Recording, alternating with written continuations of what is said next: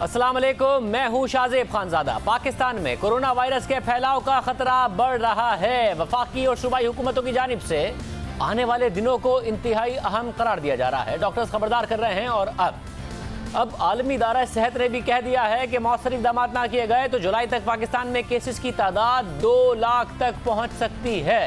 इन खतरात को देखते हुए वफाकी हुकूमत ने मुल्क भर में लॉकडाउन में 9 मई तक तौसी कर दी है, मगर ये नर्म लॉकडाउन है। जबकि सिंध हुकूमत का भी आज अहम फैसला सामने आया है और ताजिरों को कारोबार खोलने की मशरूत इजाज़त दे दी गई है। फैसले के तहत ताजिरों को हफ्ते में 4 दिन मखसूस औकात में कारोबार खोलने की इजाज़त दे दी गई है। ताजिर पीर से जुमेरात तक सुबह 9 बजे से दोपहर 3 बजे के दरमियान कारोबार कर सकेंगे। अब यह अहम होगा, रमज़ान का महीना है, सुबह 9 बजे से 3 बजे तक कारोबार की इजाज़त होगी। इस दौरान खरीदारों को दुकानों पर आने की इजाज़त नहीं होगी, बल्कि ऑनलाइन डिलीवरी की जाएगी। यानी ताजिर दुकान खोल सकेंगे मगर ग्राहक नहीं आ सकेंगे, ऑनलाइन डिलीवरी होगी। सिंध में ताजिरों को कारोबार खोलने की इजाज़त देना इस हवाले से भी अहम है कि सिंध में इस वक्त कोरोना के 3,945 केसेस हैं, 75 अमवात हो चुकी हैं। उनमें से 2700 केसेस कराची के हैं, जिनमें से भी ज़्यादातर तादाद लोकल ट्रांसमिशन के केसेस की है। डॉक्टर्स इल्तिजा कर रहे थे कि ताजिर और हुकूमत यह फैसला ना करे। उलमाए दीन से भी उन्होंने ये अपील की थी कि मसाजिद का फैसला भी वापस लिया जाए। अब जो फैसला हुआ है इससे किस हद तक ताजिर बरादरी मुतमईन है, उनसे भी बात करेंगे। हमारे साथ जमील पराचा, चेयरमैन सिंध ताजिर इत्तेहाद मौजूद हैं। मुर्जा वहाब साहब से पूछेंगे क्या वजूहात बनी और जो डॉक्टर्स के कंसर्न है उसके बाद क्या फैसले होंगे। मुशीर वज़ीर आला सिंध हमारे साथ मौजूद हैं। तरावी के हवाले से भी सिंध हुकूमत ने फैसला किया है कि वो पुराने SOPs के तहत होंगी, ना कि ये कि जो जाए वो तरावी सबको पढ़ने की इजाज़त। तो जमील पराचा साहब, मुतमईन है, हुकूमत ने इजाज़त दी है, आप खोलिए अपनी दुकानें, 9 बजे से 3 बजे तक रमज़ान होगा मगर आप डिलीवरी कर सकते हैं, ग्राहक नहीं आ सकते। एहतियात के तहत आप लोगों का मुतालबा, ये SOPs कबूल हैं आपको? देखिए, हमने इनसे बात की थी कि हमें जो आप ये चीज़ दे रहे हैं, ऑनलाइन सिस्टम जो दे रहे हैं, ये तो होलसेल्स की कुछ दुकानों पे हो सकता है, चंद हज़ार दुकानों पर। लाखों दुकानें ऐसी हैं जो रिटेल्स की हैं। रिटेल की दुकानों पे जब तक ग्राहक नहीं आएगा कैसे वो कारोबार हो सकेगा। ये बात इन्होंने कही थी कि अगले सेशन में 3-4 रोज़ के बाद हम इंशाअल्लाह CM साहब से बात करके हम ये भी आपको खुलवा देंगे काम। हमने ये भी कहा था कि आप सुबह 9 बजे से 3 बजे तक ये होलसेल की मार्केट खुलवा दें और ऑनलाइन सिस्टम पे ही खुलवा दें, कोई बात नहीं। और रात को जो हमने कहा था कि रोज़े के बाद से 8 या 9 बजे से और 2 बजे तक 3 बजे तक रिटेल्स के बाज़ार खुलवा दें। इसकी वजह यह है कि रमज़ानुल मुबारक है और घर घर भूख नाच रही है। इस वक्त ये हाल है, हर घर से राशन ख़त्म हो चुके हैं, हर घर में परेशानियां शुरू हो चुकी हैं। 1 महीना 7 दिन गुजरने के बाद आज हमें फिर पता चला है कि 1 महीने का मज़ीद लॉकडाउन कर दिया गया, जो कि इंतहाई बग़ैर मशावरत के, बग़ैर ताजिरों से किसी भी किस्म की मशावरत से ये 1 महीने का लॉकडाउन बढ़ाया गया है। जमील भाई साहब, दुनिया भर में ताजिरों से मुशावरत करके नहीं लॉकडाउन बढ़ाए गए हैं, मगर जो आपके कंसर्न थे, आप लोगों ने क्या प्रपोजल इसका काउंटर दिया था हुकूमत को, जो हुकूमत ने नहीं माना?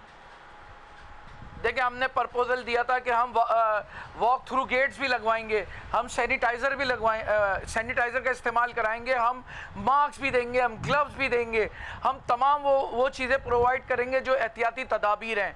सिर्फ हमारा कारोबार खुलवाएं, बल्कि हमने तो यहाँ तक कहा था कि अगर आप कारोबार नहीं खुलवाना चाहते हमें घर पर बिठा दें। हम 1 महीने तक घर पर बैठने के लिए तैयार हैं, लेकिन उसके लिए बिला सूदी कर्जे दिलवा दें। तो उसके लिए भी हाँ भरी जा रही थी, लेकिन हमारी तो समझ में नहीं आता कि हमें किस किस्म की सज़ा मिल रही है, ये किस किस्म का कारोबार खोला जा रहा है। इससे तो कारोबार ना खुलता तो वो बेहतर बात है। ये कैसा कारोबार है जो मतलब ये है कि बंद दुकानों में किया जाएगा? ये बिल्कुल कराची से बाहर निकल के देख लें। मैं मुर्जा वहाब साहब हमारे साथ मौजूद है। मुर्जा वहाब साहब, ज़ाहिर है क्योंकि सिंध हुकूमत संजीदा है, वो वैसे भी लॉकडाउन की, बहुत ज़्यादा सख्त लॉकडाउन की हामी है, तो आप लोगों ने अगर ये फैसला किया भी है, वो कह रहे हैं इससे बेहतर था कि फिर कारोबार ना ही खोलते, ये इसलिए आपने किया कि दबाव था वो भी ख़त्म हो जाए और जो आप लोग लॉकडाउन चाहते हैं वो भी अपनी जगह पर बरकरार रहे। ताजिर कह रहे हैं इससे फ़ायदा कोई नहीं है हमें। बिस्मिल्लाहिर्रहमानिर्रहीम। शादिब साहब, फिर अगर जमील साहब की बात पर मैं एतबार करूं तो फिर बंद कर देते हैं। ये तो खुद कह रहे हैं कि इनको कारोबार नहीं खोलना। मैं समझता हूँ थोड़ी सी ज्यादती कर रहे हैं पराचा साहब। पराचा साहब जब डेलीगेशन के साथ वज़ीर आला सिंध से मिलने के लिए नहीं पराचा साहब माजरत के साथ नहीं पराचा साहब माजरत के साथ मुर्तज़ा साहब को बोलने दें, वो आपकी बात पे नहीं बोले थे इस प्रोग्राम में, कम से कम क्रॉस टॉक ना हो तो ज्यादा बेहतर है। आप दोनों अपनी अपनी जगह बात कर लेंगे, बड़ा अच्छा होगा। जी मुर्तज़ा साहब। शादिब, ताजिर इत्तेहाद का जो डिफरेंट ये सेगमेंट्स हैं, ये जब वज़ीर आला साहब से मिलने के लिए आए थे, इनका बुनियादी मुद्दा ये था कि आप हमें रियायत दें जिस तरीके से आपने बाकी सनतों को दी है, और हमें ऑपरेट करने की इजाज़त दें। फैसला इस बात पर हुआ था कि SOPs पर अमल किया जाएगा, और SOPs के अंदर अगर आपको दिन का मुतय्यन करना है, अगर आपको टाइमिंग मुतय्यन करनी है, तो उस पर भी इनको कोई दूसरी राय नहीं होगी। इनकी मशावरत के साथ SOPs तैयार की गई। जब SOPs तैयार हो गई, उसके बाद वो मामला वज़ीर आला सिंध के पास वापस आया, और कल वज़ीर आला सिंध से मशावरत करने के बाद कमिश्नर कराची के ऑफिस में एक फ़ाइनल मीटिंग हुई, जिसके अंदर सिंध हुकूमत के कुछ वज़रा मौजूद थे और ताजिर इत्तेहाद के जो मुख्तलिफ अराकीन हैं वो मौजूद थे। मैं खुद उस मीटिंग में था, जमील पराचा साहब उस मीटिंग में थे, और उस मीटिंग में ताजिर बिरादरी ने सिंध हुकूमत का शुक्रिया अदा किया कि आप ये जो रियायत हमें देने जा रहे हैं 4 दिन ऑपरेट करने की, उन टाइमिंग्स के साथ, उन SOPs के साथ, हम इनका मान रखेंगे, इनको फॉलो करेंगे, और हम आपके शुक्रगुजार हैं। और मुझे बड़ी हैरत हो रही है कि आप शौकत पराचा साहब ये कह रहे हैं कि इस तरह तो अगर मशरूत इजाज़त देनी थी तो ना देते, तो मुझे बता दें। अगर ऑफिशियली इनका पॉइंट ऑफ व्यू ये है तो मैं ये बात कन्वे कर देता हूँ हुकूमत को, हम इसको इजाज़त को कैंसिल कर देते हैं। आप सुन तो लें। देखें, एक तो बड़ी एक हैरत की बात यह है, कोई भी बात की जाए तो उस पर फौरन ये धमकाना अच्छी बात नहीं है। आप पहले ये बात सुने कि हम तो आपसे ये कह रहे, मैंने आपसे सवाल नहीं किया था कि रिटेलर जो है वो कारोबार नहीं कर सकेंगे, जिस पे आप लोगों की तरफ से बात आई थी कि 2-4 दिन के बाद वो CM से मशावरत करके उनको भी ऑन करा देंगे कारोबारों को। अच्छा जी जी जी जी। देखिए शाहिद साहब, अभी इन्होंने खुद इस बात का एतराफ़ किया कि इनको दिन बताए गए, इनको टाइमिंग बताई गई, इनको तरीक़ेकार बताया गया। अब ये तो नहीं हो सकता ना कि अपनी बात मनवाने के लिए आप हर चीज़ मान जाएं, और जब हुकूमत आपकी बात पर आमादा हो जाए तो आप कहें नहीं जी आपने ये चीज़ नहीं ये चीज़ कही थी। देखिए, हम सब इस बात का हमें एतराफ़ है कि बड़े मुश्किल हालात हैं, और इन मुश्किल हालात में आपको मुश्किल फैसले करने की जरूरत है। लेकिन मैं आपको अच्छा मुझे मुर्तज़ा साहब सिर्फ इतना बता दें कि कुछ जो रिटेलर्स हैं, ये मैं सुन चुका हूँ पराचा साहब को एक और जगह, ऑल्टरनेट डेज की भी बात ये सब हुई थी। अब रिटेलर्स के जो हैं और छोटे छोटे दुकान वाले हैं, वो होम डिलीवरी और ये सब कैसे करेंगे? वो उनका कस्टमर तो आएगा नहीं, तो उसकी वजह से वो कह रहे हैं कि फिर इससे बेहतर था बंद ही रखते। ये बात भी ये मान गए थे कि आप सिर्फ दुकान खोलने दें, डिलीवरी हम कर देंगे। एब्सोल्युटली शादिब साहब, ये सिर्फ नहीं माने थे, इनका पूरा वफ्द था जिसके अंदर मुख्तलिफ जो इनके ग्रुप्स हैं। शाहिद साहब, ये होलसेलर्स के लिए बात हुई थी, रिटेलर्स के लिए कहा गया था कि 2-4 दिन में CM साहब से बात करके ये काम भी आपका करवा देंगे रिटेलर्स के लिए। ये बात की थी या नहीं की थी, आप मुझे ये बताइए। क्या कहा था इन्होंने? रिटेलर्स का क्या काम करा देंगे?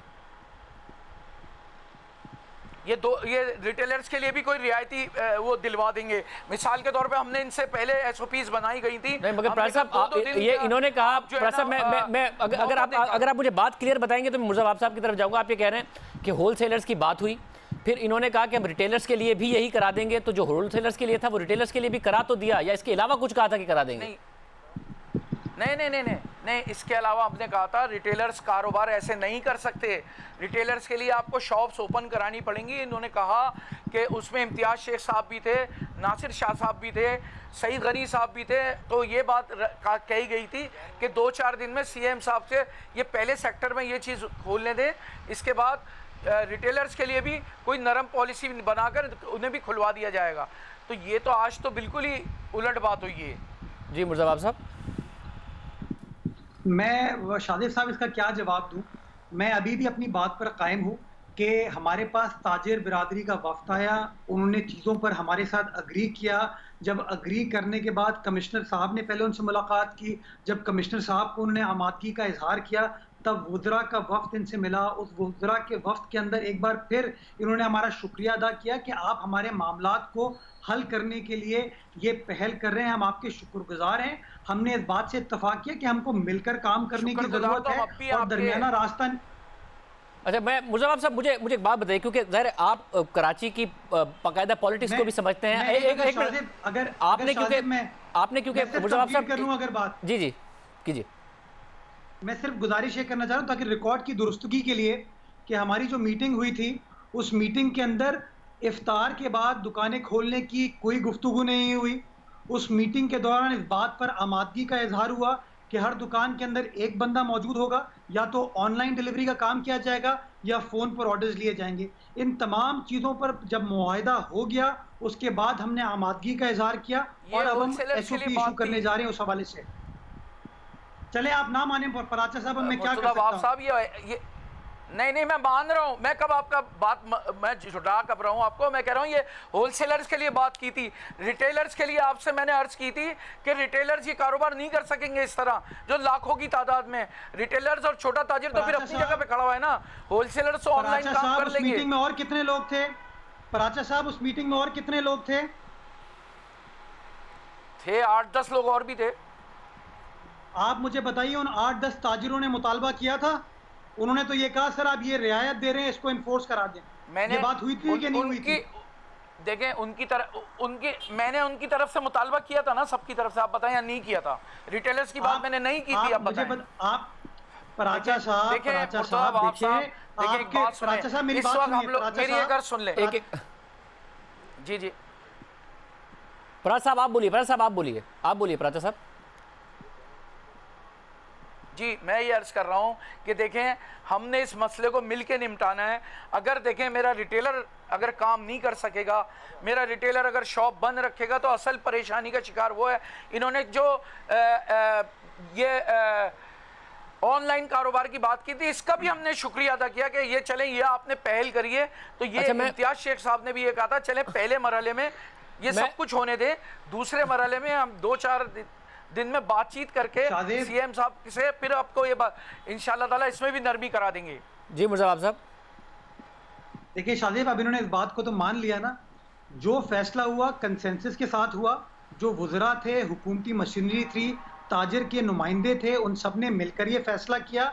ये बात से मैं इत्तफाक करता हूँ पराचा साहब के कि हम सबको मिलकर इस मामले पर काम करने की ज़रूरत है। हम आज भी इनके साथ इंगेज करने को तैयार हैं। उस मीटिंग में भी ये कहा गया था कि जो आपके मसले मसाइल आएंगे हम गाहे बगाहे आपके साथ कंसल्टेशन। बुनियादी मकसद हमारा मैं आपसे मकसद ये कि लॉकडाउन को कॉम्प्रोमाइज नहीं होना चाहिए। अच्छा मुजफ्फर साहब, मैं ज़ाहिर है इस प्लेटफॉर्म से हम इस बात को अंडरस्टैंड करते हैं और शुरू से कर रहे हैं कि किसी भी हुकूमत का फ़ायदा नहीं है लॉकडाउन में। जब आवाम का फ़ायदा नहीं है तो हुकूमत का भी फ़ायदा नहीं है। अगर सिर्फ हुकूमत लॉकडाउन के बारे में सीरियस है, उनको नज़र आ रहा है, जब डॉक्टर्स भी कह रहे हैं।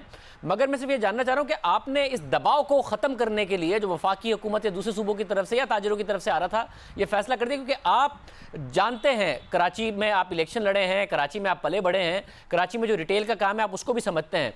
तो सिर्फ दबाव को नलीफाई करने के लिए आपने फैसला कर दिया, वरना आपको भी पता है रिटेलर का काम तो फ़ोन पर नहीं हो पाएगा। तो या तो आप ना करते फैसला, आपने सिर्फ और सिर्फ दबाव को नलीफाई करने के लिए क्या जी हमने भी खोल दिए? नहीं शादी, मैं आपको बताऊं कि जो ताजिर बिरादरी के इशूज़ हैं वो बिल्कुल जेन्युइन है, और मैं समझता हूँ मुआशरे के अंदर इकॉनमी का एक प्रॉब्लम है जिसका हमें बखूबी अंदाज़ा है। और बहैसियत हुकूमत हम बार बार कोशिश करें कि जहाँ जहाँ इनको रियायत दे सकते हैं, इनको फैसिलिटेट कर सकते हैं, हम फैसिलिटेट करने की कोशिश कर रहे हैं।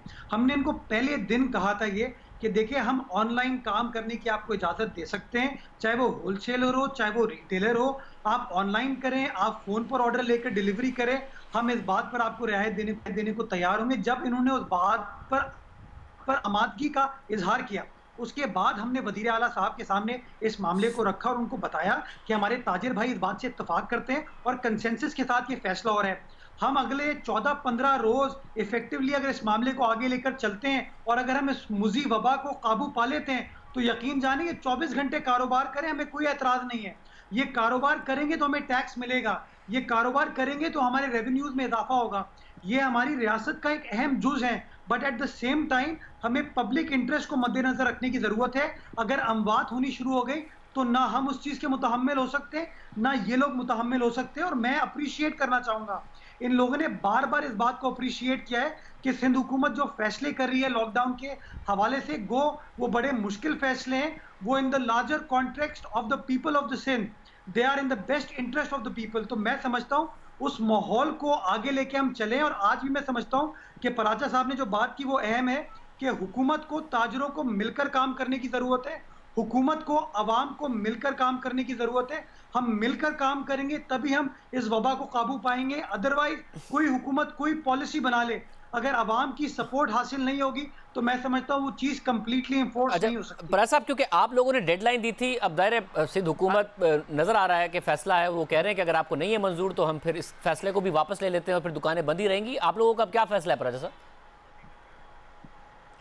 देखिए, मैं एक बात जानता हूँ, मेरा छोटा ताजिर वहीं परेशान है जिस तरह से वो पहले परेशान था। यकीन करें, हज़ारों की तादाद में फ़ोन्स कॉल्स आती हैं जो लोग ये कह रहे हैं कि हमारा कारोबार कैसे खुलेगा, हम अपने बच्चों की रोटी रोज़ी कहाँ से लाएंगे।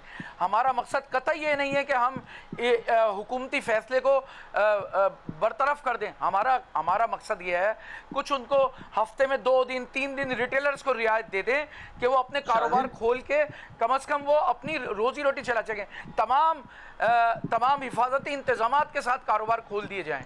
मेरा ये मकसद ये है कि लोग अपनी रोजी रोटी करें। हमने पहले भी ये बात कही, भी ये बात कही थी कि हमें कोई आसान अकसात पे कर्जे दिला दें, हमें 1 महीने घर बिठा दें। मुर्जाबाब साहब जी, देखिए, अगर कर्जों की बात है, ये बात इनकी बिल्कुल वजह है और इस मामले को हम फेडरल गवर्नमेंट के साथ रेस करेंगे, बिकॉज बैंकिंग सेक्टर जो है वो सूबाई हुकूमत के मातहत नहीं आता। हम इसके मुद्दे को फेडरल गवर्नमेंट के सामने लेके जाएंगे। इनको टैक्स में जहां जहां सिंध हुकूमत रियायत दे सकती है, जो प्रोविंशियल टैक्सेस हैं उसके अंदर 4 मुख्तलिफ सेगमेंट्स हैं जहां के ऊपर जिसमें हमने कल एग्जेम्पशन इशू की है। मुझे शादिब साहब थोड़ा सा, अगर पराचा साहब को शायद मेरी बात बुरी लगे, लेकिन मैं ये रिकॉर्ड की दुरुस्तगी के लिए कहना चाहता हूँ कि शायद मुझे ऐसा लगता है कि जब इनका हमसे मुआहिदा हो गया और उसके अंदर शायद एक मेजर सेगमेंट ऑफ ताजिर जो कि होलसेल ओरिएंटेड काम करते हैं, बाकी काम करते हैं, वो कवर हो गए, तो छोटे ताजिर ने इनको तनकीद का निशाना बनाया कि आपने शायद अपने इंटरेस्ट को मद्देनजर रखा, आपने हमारे इंटरेस्ट को कॉम्प्रोमाइज कर लिया। मैं आज भी इस बात को बावर कराना चाहता हूं कि हमने जो फैसला किया वो कंसेंसस के साथ किया, ताजिरों की कंप्लीट मशावरत के साथ किया और आगे भी जो फैसला करेंगे वो ताजिरों की मशावरत के साथ करेंगे। मैं समझता हूँ ये वक्त लड़ने का नहीं है, आइए मिलकर काम कीजिए। अगर अगले 14-15 रोज में हालात साजगार हो जाते हैं, इस वबा को हम काबू पा लेते हैं, तो आप लोग 24 घंटे बिजनेस करें, रमजान में बेहतरीन कारोबार करें, हम आपके साथ खड़े होंगे। लेकिन खुदारा इस मुश्किल वक्त में आप हुकूमत का साथ दें। मेरी आवाम से भी यही अपील है, दुकानदारों से भी अपील है, ताजिरों से ही अपील है। पराचा साहब, लास्ट कमेंट जी। सर हमने कब आपका साथ नहीं दिया? 1 महीना 7 दिन से हम लोग घर पे बैठे हैं। फिर तो आपको ये बात माननी चाहिए कि हम आपका साथ दे रहे हैं, हम आपका साथ दे रहे हैं, हर मौके पे साथ दे रहे हैं। हमारे घरों पे भूख रक्स कर रही है, लेकिन फिर भी हम आपका साथ दे रहे हैं। हम क्या करें, हमें बताएं, हम कहाँ जाएं? फेडरल गवर्नमेंट की बात जो आप कर रहे हैं, फेडरल गवर्नमेंट सबसे बड़ी कराची की गलती है कि पीटीआई को वोट दिया। आज अगर वो वोट पीटीआई को नहीं जाता तो मैं समझता हूं कि यहाँ देखें, मैं समझता हूं कि फेडरल गवर्नमेंट भी हमारे लिए काम कर रही होती। मैं बोलता हूं कि देखें, इस वक्त फेडरल गवर्नमेंट को भी होश के नाखून लेने चाहिए। स्टेट बैंक से कोई पॉलिसी बनाकर बिला सूदी कर्जों का निज़ाम राइज कराएं। बैंक के जरिए हमने कहा जिसकी जितनी ट्रांजैक्शन है उस हिसाब से बैंक से कर्जे दिलवा दें, बैंक कर्जे वापस ले लेगा। जी मुर्जाबाब साहब, लास्ट कमेंट। मैं लास्ट कमेंट सिर्फ ये पराचा साहब की बात बिल्कुल जेन्युइन है। सिंध गवर्नमेंट इस एहसास को एको करती है कि इनको अगर बिला सूद कर्जा मिल जाए तो इनके कारोबार में इनको मुश्किलात में कमी आ पाएगी, कुछ रियायत मिल जाएगी, कुछ टैक्स में फेडरल गवर्नमेंट के जो टैक्सेस हैं उसमें छूट अगर मिल जाए तो अच्छी चीज़ होगी इनके लिए। हम इस डिमांड में इनके साथ खड़े हैं। लेकिन मैं समझता हूँ अभी जिस माहौल में चीज़ें आगे बढ़ रही हैं, हमें एक मुत्तहद कौम के तौर पर आगे बढ़ने की ज़रूरत है। मेरी इनसे गुजारिश है, तमाम आवाम से गुजारिश है कि आगे के जो अगले 14-15 रोज हैं हमें मिलकर इत्तेहाद का मुजाहरा करने की ज़रूरत है। ये मुश्किल वक्त जो है, ये जो कड़वी गोली है, अगर हम ये खा लें इंशाल्लाह तो शायद हम एक दूसरे की जान बचाने में कामयाब हो पाएंगे।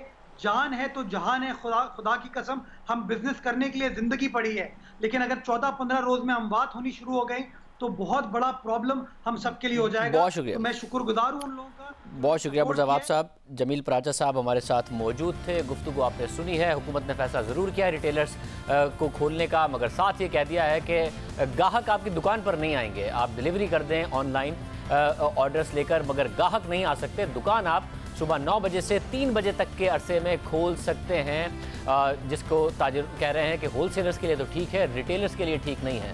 वफाकी हुकूमत ने भी 9 मई तक लॉकडाउन में तोसी का ऐलान कर दिया है। जो स्मार्ट लॉकडाउन है या सॉफ्ट लॉकडाउन है, उसमें तोसी का ऐलान कर दिया है, मगर डॉक्टर्स खुश नहीं हैं। डॉक्टर्स कह रहे हैं हमें मौसर लॉकडाउन चाहिए। पहले सिंध के डॉक्टर्स ने अपील की, फिर पंजाब के डॉक्टर्स ने अपील की, उलमा से अपील की, वफाकी हुकूमत से अपील की, सिंध हुकूमत से अपील की, और आज कराची में ख़वातीन डॉक्टर्स ने कोरोना के ख़तरे का एहसास दिलाते हुए वो रो पड़ी और ख़ुद किसी ख़तरे से दो चार हैं। वो हालात बताए, मौजूदा सूरत हाल में उनकी अपील हम सब के लिए कितनी अहम है, गौर से सुने, क्योंकि दुनिया भर में जो मेडिकल का शोबा है, जो डॉक्टर्स हैं, जो नर्सेज हैं, इसके अलावा जो स्टाफ है, उसको खराज तहसीन पेश किया जा रहा है, उनके लिए तालियां बजाई जा रही हैं। और ये पाकिस्तान है जिसमें आए दिन डॉक्टर्स और जो अमला है वो हाथ जोड़ जोड़ कर रो कर आवाम से, हुकूमतों से और उलमा से मुतालबा कर रहा है कि खुदा का वास्ता है, हमारा ख्याल कीजिए, कौम का ख्याल कीजिए और एहतियात कीजिए, अपने फैसलों पर नज़रसानी कीजिए। हमारे डॉक्टर्स एक्सपोज होते जा रहे हैं। डॉक्टर्स पे ये प्रेशर है कि जब वो कोरोना का मरीज देख के घर जाते हैं, उनको अपने माँ बाप के साथ भी बात करनी है, अपने बच्चों को भी संभालना है, अपने घर वालों को भी संभालना है। वो मुझे कहते हैं कि डॉक्टर नुसरत हम घर कैसे जाएं, हम कहाँ जाएं, क्योंकि हमारे बूढ़े माँ बाप हैं, उनकी हिफाजत, हमें अपनी जान की तो परवाह नहीं है, लेकिन अपनी फैमिली की तो सबको परवाह होती है। अब हमारी जिम्मेदारी है कि हम डॉक्टरों को बचाएं, क्योंकि अगर डॉक्टर मरना शुरू हो गए तो फिर मरीजों को देखने वाला भी कोई भी नहीं होगा। एक मुब्तला होता है, जैसे हमारे वार्ड में एक डॉक्टर मुब्तला हुई, 2 टीम्स अंडरग्राउंड चली गई। 2 टीम्स जो हैं वो काम नहीं कर सकती, जो उससे एक्सपोज हुई थी या राउंड किया था या मैं डिलीवरी करा रही थी और वो आ गई।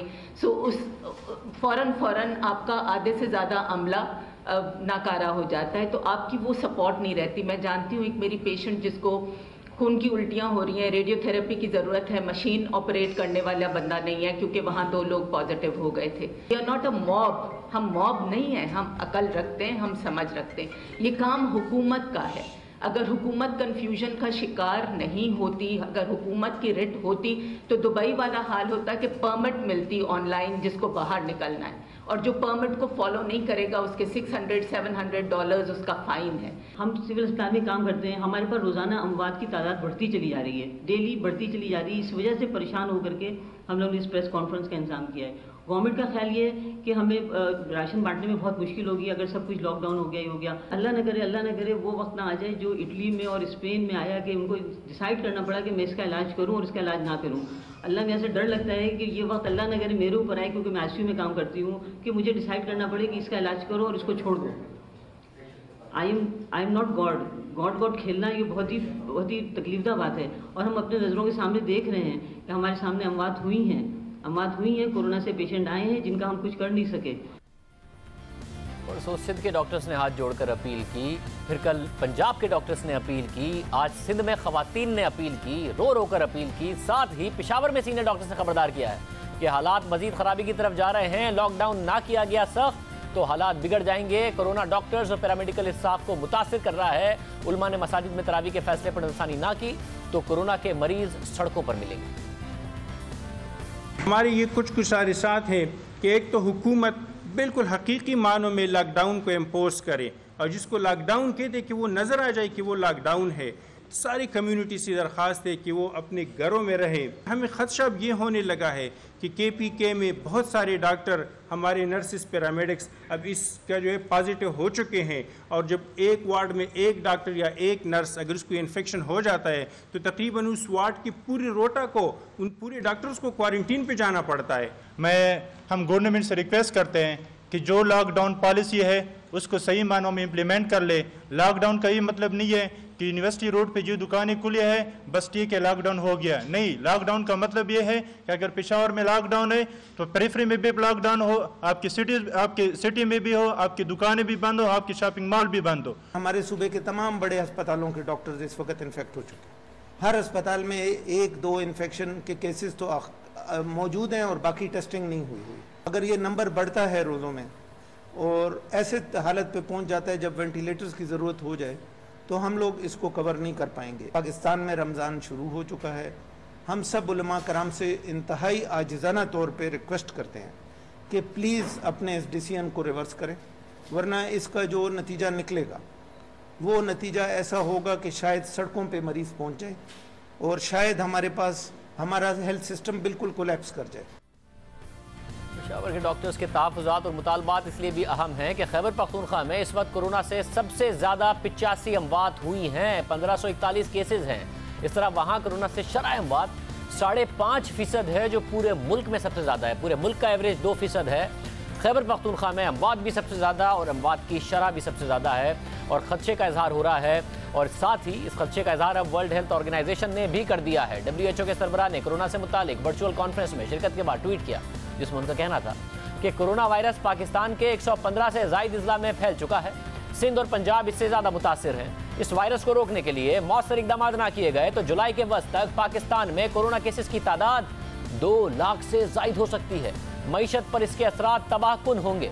गरीब अफराद की तादाद दुगनी हो सकती है। वायरस के खिलाफ जंग में यकजहती और मौसर हिकमत अमली की ज़रूरत है। WHO के मुताबिक मौसर इकदाम ना करने पर आइंदा 3 महीने में केसेस 2 लाख तक पहुँच सकते हैं। पाकिस्तान में कोरोना केसेस की तादाद सिर्फ 11,000 से ज़ायद है। 237 अमवात हो चुकी हैं। शरह अमवात 2% है। जबकि गुज़िश्ता रोज़ लाहौर के डॉक्टर्स भी खबरदार कर चुके हैं कि पाकिस्तान में केसेस की तादाद 1 लाख से कम नहीं है। टेस्ट नहीं किए गए, इसलिए पता नहीं है। DGISPR major general Babar Iftikhar ने भी मीडिया ब्रीफिंग में कहा कि कोरोना वायरस के हवाले से आइंदा 15 दिन बहुत अहम है। अवाम घरों में रहें और उसे ही इबादत गाह बना लें। अगले 15 दिन निहायत अहम है। इसमें कोशिश करें इनफरादी और इज्तिमाई तौर पर भरपूर एहतियात बरती जा सके। अपने घरों को इबादत गाहें बनाएं। कोरोना वायरस के बढ़ते हुए खतरे और डॉक्टर्स की तशवीश पर सिंध हुकूमत ने अहम फैसला किया है और वज़ीर आला सिंध मुराद अली शाह ने गुज़िश्ता रात वीडियो पैगाम में आवाम को रमज़ान में नमाज तरावी घर में ही पढ़ने की हिदायत की। उस तमाम सूरत हाल के हवाले से ये खबरें हैं कि सिंध हुकूमत ने उलमा को एतमाद में लिया। उलमा ने इस पर रजामंदी का इजहार किया कि जो SOP फॉलो हो रहा था कि 5 अफराद तक मस्जिद में नमाज पढ़ेंगे तो तरावी उतने ही अफराद अदा करेंगे। सिंध में इस हवाले से पाबंदी लगा दी गई है। जुम्मे के दिन आज वही पाबंदी रही जिसका माजी में ऐलान किया गया था। इस वक्त क्या वफाकी हुकूमत भी खतरे को उसी तरह देख रही है जिस तरह 3 सूबों के डॉक्टर्स देख रहे हैं, वर्ल्ड हेल्थ ऑर्गेनाइजेशन देख रही है। वज़ीर आज़म के मामले खुशी बराए से डॉक्टर ज़फ़र मिर्ज़ा हमारे साथ मौजूद हैं। डॉक्टर साहब बहुत शुक्रिया। डॉक्टर साहब आप भी इस सूरत हाल को ऐसे ही देख रहे हैं? जुलाई के वक्त तक 2 लाख तक सूरत हाल चली जाए। यहाँ के डॉक्टर्स हमारे कह रहे हैं कि मई में बहुत खतरनाक सूरत हाल हो सकती है। मिड जुलाई तक 2 लाख का तो मुझे पता नहीं जी, क्योंकि ये उनकी प्रेडिक्शंस हमने यानी उनका एनालिसिस नहीं किया। हमारा यहाँ पे जो माहिरीन जिनके साथ हम काम कर रहे हैं, हमारा ये बड़ा एक काफ़ी मेहनत के बाद, कई हफ्तों की और बार बार ये काम करने के बाद हम इस नतीजे पे पहुंचे हैं कि इस स्टेज पे हम 30 दिन से ज़्यादा की प्रेडिक्शन नहीं कर सकते। और अगर इससे ज़्यादा की प्रेडिक्शन की जाएगी, चाहे वो मैथमेटिकल हो या वो स्टेटिस्टिकल हो, वो फॉल्टी होगी, क्योंकि ट्रेंड्स चेंज होते रहते हैं। और अगर कोई इस तरह की 30 दिनों से ज़्यादा की अगर कोई प्रेडिक्शन की जाए तो इट इज़ नॉट रिलायबल। लेकिन ये बात अपनी जगह पे बड़ी दुरुस्त है कि इस पे अगर अमल ना किया गया और ख़ास तौर पे अब अमल ना किया गया तो इसमें मतलब केसेस ज़्यादा भी हो सकते हैं। तो अब तो 30 दिन की बात कर रहे हैं, तो पाकिस्तान के डॉक्टर्स तो 30 दिन का ही कह रहे हैं। वज़ीर आज़म ने भी कहा था, वैसे मई के महीने में सूरत हाल 70,000 तक केसेस की गालिबन उन्होंने बात की थी, आपने भी कहा था। अब डॉक्टर्स कह रहे हैं बहुत ज़्यादा बढ़ सकते हैं। आप वफाकी हुकूमत में कैसे देख रहे हैं इस वक्त जो आपकी 30 दिन की प्रोजेक्शन है, वो क्या है? सूरत हाल काबू से बाहर हो सकती है, हॉस्पिटल नहीं हैंडल कर पाएंगे या काबू में रहेगी? हमारी प्रेडिक्शन ये है जी कि जो हमारी जो प्रेडिक्शन हैं उसके मुताबिक जो हमारे सूरत हाल है हॉस्पिटल्स की, वेंटिलेटर्स की, ICUs की, बेड्स की, हेल्थ प्रोफेशनल्स की, हमारा ये ख्याल है कि मई के आखिर तक ऐसी सूरत हाल पैदा नहीं होगी। नहीं होगी, आप इस वक्त कह रहे हैं कि जो 30 दिन के इस वक्त अंदाजे वफाकी हुकूमत के पास हैं। बहुत शुक्रिया। डॉक्टर ज़फ़र मिर्ज़ा साहब कह रहे हैं कि ऐसी सूरत हाल नहीं होगी। डॉक्टर आमिर ताज, सदर हैं आप provincial doctors association Khyber Pakhtunkhwa. Doctor साहब बहुत शुक्रिया। आज खैबर पख्तूनख्वा के डॉक्टर्स भी कह रहे हैं कि मामलात ख़राब हो सकते हैं, लॉकडाउन में सख्ती की बात हो रही है। वैसे ही शराय बात ज़्यादा है खैबर पख्तूनख्वा में, इस वक्त क्या सूरत हाल है, क्या मज़ीद ख़राब होने जा रही है आपके ख्याल में? सिचुएशन बहुत ज़्यादा ख़राब जा रही है। ये डॉक्टर हजरात जो कह रहे हैं आप केसेस के स्टडीज कर ले, तो पिछले 1-1.5 महीने में केसेस सिर्फ 5000 थे। जैसे ही लॉकडाउन मतलब वो नरमी आई है लॉकडाउन में, तो एकदम ये केसेस डबल हो गए। और खुदा न ख्वास्ता चूंकि हमारी टेस्टिंग कैपेसिटी बहुत ज़्यादा कम है, तो अभी तक हम नहीं जानते कि कितने और लोगों को ये डिजीज ट्रांसमिट कर चुके हैं। और लॉकडाउन खैबर पख्तूनख्वा की मैं बात करूंगा, दूसरे जो वो हैं, इसमें प्रॉपरली कोई लॉकडाउन हुआ ही नहीं है। लॉकडाउन में मतलब आपने लोगों को रिस्ट्रिक्ट नहीं किया। आप जहां पे गैदरिंग होती है, लोग शादियों में, नमाज जनाजों में, हर जगह गम शादी, इन चीज़ों में भरपूर शिरकत कर रहे हैं। हुकूमत से हम बार बार इसलिए ये रिक्वेस्ट कर रहे हैं कि ये लॉकडाउन आप प्रॉपर एक कर ले और एक इसको एक्सटेंड भी कर ले, क्योंकि आप लोग के पास सहूलतें नहीं है, अस्पतालों में भी सहूलतें नहीं है, आप लोगों के पास वो टीम नहीं है कि जो टीम डिसइंफेक्शन के लिए जो लोग चाहिए होते हैं, जो लोग सपोर्ट के लिए चाहिए होते हैं, जो सामान चाहिए होते हैं, जो वेंटिलेटर, पीपीज, ये सब हमारे पास बहुत ज्यादा कम है, न होने के बराबर है। और हुकूमत यहाँ पे एक पॉइंट स्कोरिंग, सियासी पॉइंट स्कोरिंग के तौर पे ये लोग कहती फिरती है कि मतलब हमने लॉकडाउन में और नरमी कर दी, तो आपके केसेस इतने जा रहे हैं। आप बजाय ये कि आपको हेल्थ की जो सहूलियात है उसको बढ़ाने पे तवज्जो दे। तो ये मेरे ख्याल में इसको हमने बार बार हुकूमत से हम रिक्वेस्ट कर रहे हैं, लेकिन हमें पता ही नहीं लग रहा है कि हुकूमत इस बारे में उनकी क्या सोच है, वो क्या चाहते हैं। बहुत शुक्रिया। आपने खैबर पख्तूनख्वा से भी डॉक्टर्स की राय सुनी, हमारे साथ मौजूद थे। इस हवाले से अहम बात यह है कि दुनिया भर में अब एंटीबॉडीज़ के टेस्ट हो रहे हैं, ये बात जानने के लिए कि जो अस्पताल में आ रहे हैं वो तो ठीक है, मगर क्योंकि कोरोना वायरस होने के बाद बहुत सारे लोगों को पता ही नहीं होता कि उनको वायरस है और वो वायरस फैलाते रहते हैं। ये कैसे पता चले कि अवाम में कितने लोगों को वायरस हुआ है? पिछले दिनों में हो गया था, ठीक हो गए हैं और इस वक्त भी उनमें वायरस है, ये कैसे पता चले? क्योंकि दुनिया भर में तो ये कुछ किया जा रहा है। सिंगापुर के हवाले से खबरें आई, साउथ कोरिया के हवाले से खबरें आई, अब न्यूयॉर्क में ये बातें हो रही हैं। पाकिस्तान में कोई करे तो पाकिस्तान में एक कंपनी है, फार्मास्यूटिकल कंपनी गेट्स फार्मा, उनकी तरफ से 1 लाख टेस्टिंग किट्स मंगाई गई और उन्होंने ये ऐलान किया कि वो हुकूमतों को देंगे। 15,000 टेस्टिंग किट्स उन्होंने सिंध हुकूमत को भी दी, दूसरी हुकूमतों को देने की भी बात कर रहे हैं, मगर उन्होंने अपनी कंपनी में अपने ऑपरेशंस बंद करके टेस्ट किए और उसके जो नताइज हैं वो बहुत ज़्यादा अहम है, ताकि पता चल सके कि एक रैंडम सैंपल है जिसमें लोग नहीं शिकायत कर रहे कि उनकी तबीयत ख़राब है, मगर सबका टेस्ट किया गया है, तो पता चले कि उसका नतीजा क्या आया है, ताकि उससे ये पता चल सके कि पूरे मुल्क की आबादी में किस हद तक ये वायरस फैला हुआ है। ये टेस्ट किए गए थे, अब वो सैंपल पूरा हो गया है। हमारे साथ गेट्स फार्मास्यूटिकल के CEO खालिद महमूद साहब मौजूद है। खालिद महमूद साहब बहुत शुक्रिया। आप लोगों ने टेस्ट किए, अब जो नतीजा आया है, आप किस नतीजे पर पहुंचे हैं? एक रैंडम जो आपका सैंपल है, तकरीबन 1000 लोगों के आपने टेस्ट किए थे, कितने फीसद लोगों में वायरस निकल कर आया?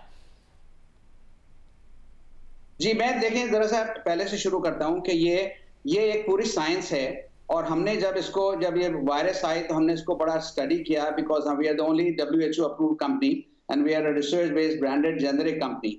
तो हमने देखा कि जी जो कंट्रीज जो हैं जो जहां पे सक्सेसफुल हैं, वो जहां पे अमवात कम हैं, फैटेलिटी मोर्टेलिटी कम है, वो लोग बहुत ज्यादा टेस्ट करते हैं। साउथ कोरिया में 11,500 पर मिलियन टेस्ट हो रहे हैं, पाकिस्तान में 590 हो रहे हैं और अमेरिका में जो थे सिर्फ 14,000 हो रहे थे, UAE में 80,000 पर मिलियन हो रहे थे।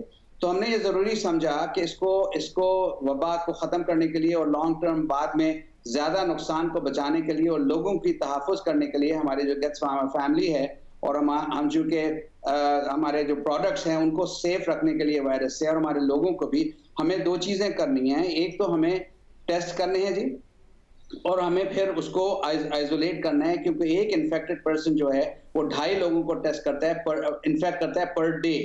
तो हमने सबसे पहले तो स्क्रीनिंग वगैरह शुरू की, मगर जब जैसे जैसे हिस्ट्री बढ़ी इसकी दुनिया में तो हमने ये देखा कि जी हमें इससे ज़्यादा कुछ करना चाहिए। तो हमने फिर चाइना से, साउथ कोरिया से, प्रोफेसर से, यूनिवर्सिटी से रब्ता करना शुरू किया और उन्होंने हमें बताया कि देखिए जी उन्होंने क्या किया है। तो हमने भी फिर उसी तरीके से ये करना शुरू किया कि हमने किट्स मंगाई और हमने बोला हमें सब लोगों को टेस्ट करना है। हमने 5 दिन के लिए फैक्ट्री बंद करी और हमने टेस्ट करना शुरू किया। और देखिए लॉ ऑफ स्टैटिस्टिक्स ये कहता है कि अगर आप एक रैंडम सैंपल है और अगर वो उठाएं तो जो उसका रिजल्ट आएगा वही होगा जो यूनिवर्स में होगा, जो बाहर होगा, जो पॉपुलेशन में होगा। तो वी आर नॉट सरप्राइज कि जब हमने जब ये बंद किया, हम जब टेस्ट करना शुरू किया पिछले 2.5 दिन में हमने तकरीबन 1000 टेस्ट किए और उसमें हमारे 70 जो हैं वो पॉजिटिव आए। तो तकरीबन ये 7% हैं और यही 7% जो हैं वो मेरे ख्याल में हमारी पॉपुलेशन में भी आ रहे हैं। मतलब ये नंबर बड़ा अहम है। अगर 7% का सैंपल हम सिर्फ कराची की पॉपुलेशन पर अप्लाई करें, 2 करोड़ समझे कि आबादी है, तो तकरीबन 14 लाख लोगों में आप कह रहे हैं कि इस वक्त वायरस हो सकता है। 20 करोड़ की आबादी पर अप्लाई करें पाकिस्तान में तो 1 करोड़ 40 लाख लोगों में ये तकरीबन वायरस हो सकता है। ये जितने लोग आपने किए उनमें बिल्कुल रैंडम सैंपल था आपकी अपनी फैक्ट्री में, जो 1000 लोगों का आपने कर दिया है दूसरे लोगों का, या किसी में सिम्टम थे ये देख के किया कि उसमें अलामात हुई थी माजी में, किस तरीके से किया? देखिए ये एसिम्प्टोमेटिक भी थे लोग और इनको किसी को सिम्टम्स नहीं थे। जो लोगों को, चूंकि हम जब से वायरस निकला है हम हिस्ट्री लेते हैं और जिन लोगों को नज़ला जुकाम खांसी होती है हम उनको, या उनका कोई ट्रैवल हिस्ट्री होती है, उनके फैमिली में किसी को कोविड निकला होता था, हम उनकी हिस्ट्री लेके उनको वापस भेज देते थे। एवरी डे हम तकरीबन 100 वर्कर्स को, स्टाफ को वापस घर भेज देते थे। और उनमें से जो बहुत से ऐसे हैं जिनको सिम्टम्स वहीं पे हुए, उनको हम, चूंकि हमने टेस्ट नहीं किया, हमें उनका नहीं पता, मगर अब जो भी लोग टेस्ट हो रहे हैं हम उनका हिस्ट्री रख रहे हैं, उनका रिकॉर्ड रख रहे हैं, उनकी कॉन्टैक्ट ट्रेसिंग कर रहे हैं और उनको रीटेस्टिंग कर रहे हैं और उनको वो लोग आइसोलेशन में हैं। अब वक्त के साथ साथ इनको हो सकता है इनके सिम्टम्स भी आए और हो सकता है कि बहुत से लोग एसिम्प्टोमेटिक भी रहें, मगर ये मिक्स होगा। मगर जो 1000 में से 70 आए हैं उसमें से, क्योंकि फासले की अहमियत की बहुत ज्यादा बात की जाती है कि फासले पर रहें, क्या ऐसे लोग हैं कि एक डिपार्टमेंट में एक को निकला तो उसी डिपार्टमेंट में दूसरों को भी निकला, या उसके घर वालों को वायरस निकला, जिससे अंदाजा लगाया जा सके कि क्योंकि फासला नहीं इख्तियार किया हुआ था तो एक ही डिपार्टमेंट में या एक ही घर में ज्यादा लोगों को वायरस निकला? जी आप शाहजेब साहब, इसको आप हॉटस्पॉट्स की बात कर रहे हैं। इसको साइंस में जो इमर्ज हुई है इनको हॉटस्पॉट्स कहते हैं। डेफिनेटली हॉटस्पॉट्स निकले हैं, यानी इसका मतलब यह है कि अगर एक इंसान, एक वर्कर, एक मैनेजर, एक एनालिस्ट एक साथ बैठा, एक क्लोज क्वार्टर्स में काम कर रहा है या कर रही हैं, उनको अगर निकला है तो उसके साथ जितने भी लोग हैं उसमें से 7% को नहीं होता, उसमें से 25-30% को होता है, उसमें कभी कभार 40% को होता है। तो ये जो है ये हॉटस्पॉट्स डेफिनेटली निकले हैं। इसमें इसी को कहते हैं कॉन्टैक्ट ट्रेसिंग।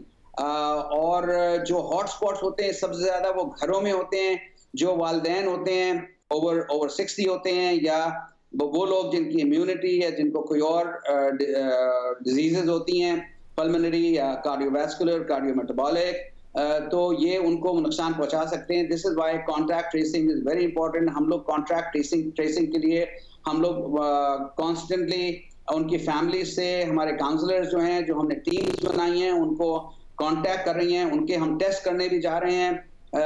अभी जाएंगे नेक्स्ट स्टेप में, स्टेप 2 में, और इंशाल्लाह हम इसको मिनिमाइज करेंगे। बहुत शुक्रिया। कल में साहब हमारे साथ मौजूद थे। प्रोग्राम में एक ब्रेक, एक और हम खबर इस पर बात करेंगे तो